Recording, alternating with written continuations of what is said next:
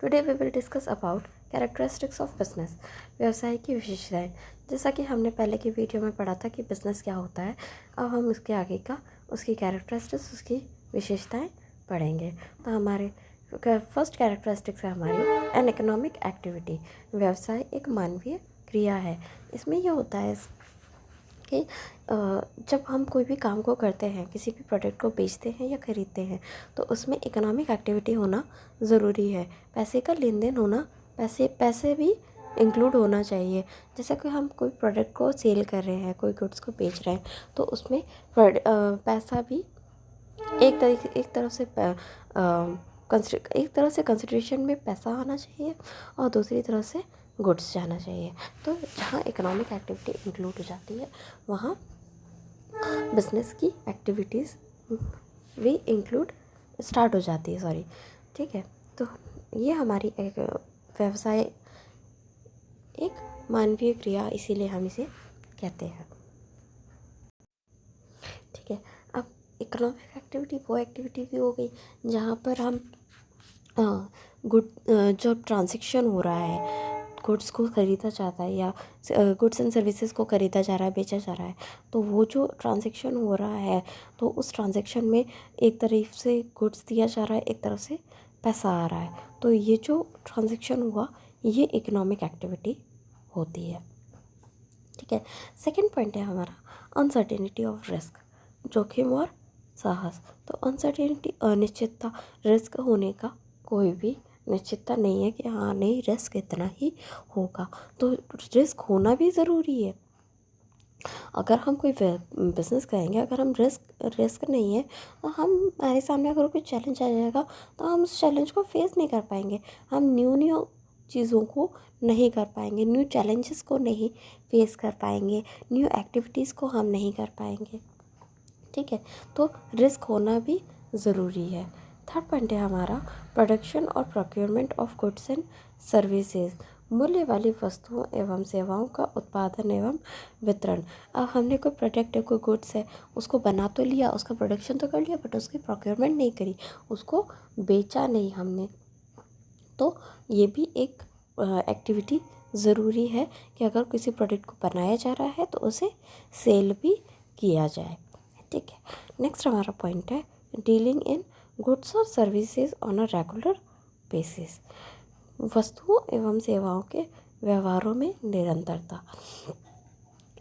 अब कोई भी प्रोडक्ट है, कोई भी गुड्स है, उसकी जब डीलिंग करी जा रही है, उसका जब वितरण किया जा रहा है, तो वो रेगुलर बेसिस पे होना चाहिए, निरंतर चलने वाला होना चाहिए। जैसे एक्स और वाई, 2 पर्सन है, एक्स ने वाई को एक बुक दी 100 रुपीज़ में और वाई ने उसे ले लिया एक्स को 100 रुपीज़ दे करके, ठीक है। ये एक ट्रांजैक्शन हुआ। इसके बाद एक्स ने ना तो कोई बुक सेल करी, ना वाई ने एक्स से कोई बुक परचेज़ करी, तो ये क्या हुआ, एक सिंगल ट्रांजैक्शन बिजनेस नहीं होता है। अब कोई दुकान वाला है, कोई शॉपकीपर है, वो क्या करता है, रोज़ का काम है उसका, पूरा दिन वो करता है, डेली करता है, तो वो उसका एक रेगुलर बेसिस पे काम हो गया, तो वो बिजनेस में आता है, ठीक है। वो एक्टिविटीज़ बिजनेस में आएगी, बट एक बार कोई चीज़ करके छोड़ दी, वो बिजनेस में नहीं आएगी, ठीक है। नेक्स्ट हमारा पॉइंट है प्रॉफिट अर्निंग, पूंजी होना या लाभ अर्जित करना, ठीक है। तो प्रॉफिट अर्निंग भी ज़रूरी है। अगर हम पैसा लगा रहे हैं बिजनेस में, और तो हमें पैसे के साथ में उसमें प्रॉफिट भी मिलना ज़रूरी है कि हाँ, हम इतना पैसा लगा रहे हैं तो हमें इतना प्रॉफिट होगा। कोई भी व्यक्ति है, वो बिज़नेस स्टार्ट करता है, तो वो पहली चीज़ यही सोचता है कि यार मुझे इतना प्रॉफिट भी होना चाहिए, मैं अगर काम कर रहा हूँ तो इस काम के साथ साथ मुझे इतना प्रॉफिट भी होना चाहिए, ठीक है। तो ये थी हमारी कैरेक्टरिस्टिक्स। नेक्स्ट है हमारा ऑब्जेक्टिव ऑफ बिजनेस, व्यवसाय के उद्देश्य। व्यवसाय के उद्देश्य 3 प्रकार के होते हैं, economic objective, social objective, human objective. आर्थिक उद्देश्य, सामाजिक उद्देश्य, मानवीय उद्देश्य। इकोनॉमिक ऑब्जेक्टिव मतलब जब बिज़नेस किया जाता है तो पहले ही इस चीज़ को सोच लिया जाता है कि इसमें हमें पैसा लगाना भी है, पैसा अर्न भी करना है, ठीक है। तो हम जहाँ इनकम लगा इन्वेस्टमेंट भी कर रहे हैं तो उसे अर्न भी कर रहे हैं। तो ये जो हम पैसे को लेकर के, आर्थिक चीज़ों को लेकर के काम कर रहे हैं, वो हमारा इकोनॉमिक ऑब्जेक्टिव हुआ। ठीक है। नेक्स्ट हमारा है सोशल ऑब्जेक्टिव, सामाजिक उद्देश्य। सामाजिक उद्देश्य वो उद्देश्य हो गए जहाँ पर समाज को देखते हुए किसी भी माल को बनाया जा रहा है, किसी भी गुड्स को मैन्युफैक्चर किया जा रहा है। ठीक है। तो ऐसा होता है कि जब हम कोई प्रोडक्ट को बनाते हैं तो हम प्रोडक्ट को बनाने से पहले ये सोचते हैं कि सोसाइटी में लोगों को किस तरीके के प्रोडक्ट चाहिए, किस तरीके का प्राइस चाहिए, क्या क्वांटिटी चाहिए, क्या क्वालिटी चाहिए। उन चीज़ों को, सोसाइटी की चीज़ों को, समाज की चीज़ों को ध्यान में रखते हुए हम प्रोडक्ट को बनाते हैं। ये होता है हमारा सोशल ऑब्जेक्टिव। नेक्स्ट है हमारा ह्यूमन ऑब्जेक्टिव, जिसे हम इंग्लिश में इंडिविजुअल ऑब्जेक्टिव भी कह सकते हैं, मानवीय उद्देश्य जिसे हम निजी उद्देश्य भी कह सकते हैं।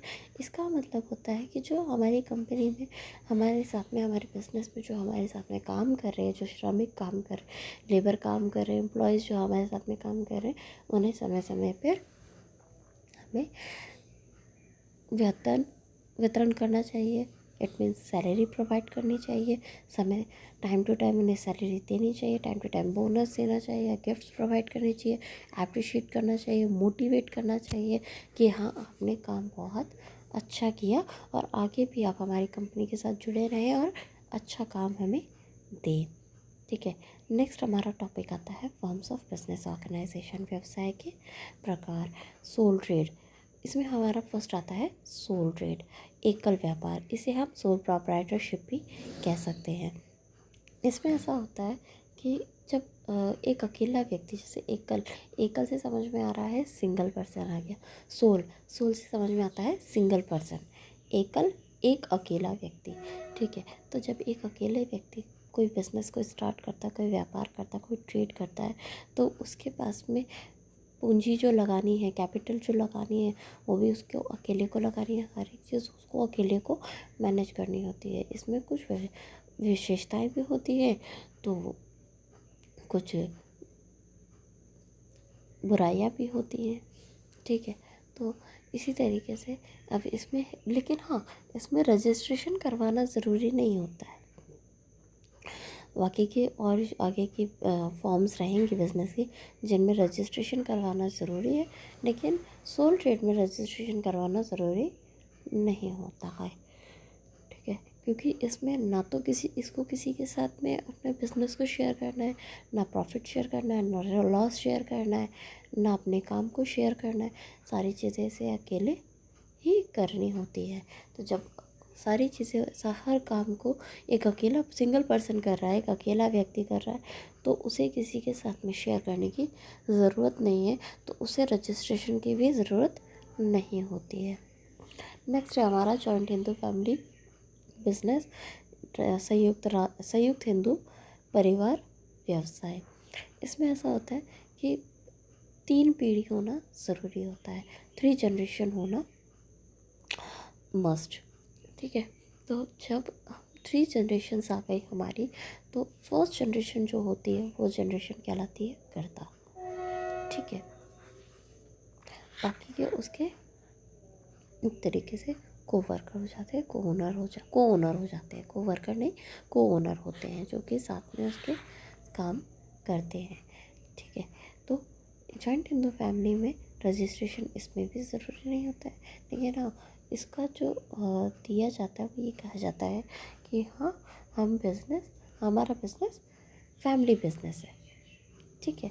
तो इसमें ऐसा होता है कि जब फैमिली बिज़नेस हो गया तो उसमें पर्सन आ गए कि हाँ, ये लोग काम कर रहे हैं, इन लोगों का काम हमारे साथ में चलेगा। ठीक है। तो उसमें फैमिली के लोग ही रहते हैं, कोई अदर पर्सन नहीं रहता। हाँ, एम्प्लॉयज़ रखे जाएंगे, लेकिन जो मेन हेड में आएंगे वो फैमिली का जो फर्स्ट पर्सन है, फर्स्ट जनरेशन है, वो कहलाएगी कर्ता। और नेक्स्ट कर्ता अब ये सोचेंगे कि यार उसका बेटा कब बनेगा, उसका बेटा तो कभी बनेगा ही नहीं। तो वो बनेगा, वो तब बनेगा जब पहले कर्ता की डेथ हो जाए या रिटायर हो, या वो रिटायरमेंट ले ले, तब उसके बाद का जो उसका बेटा है, बड़ा बेटा, वो कर्ता कहलाएगा। ठीक है, ये चीज़ें इसमें जॉइंट हिंदू फैमिली बिजनेस में दी हुई है। नेक्स्ट हमारा आता है पार्टनरशिप, साझेदारी।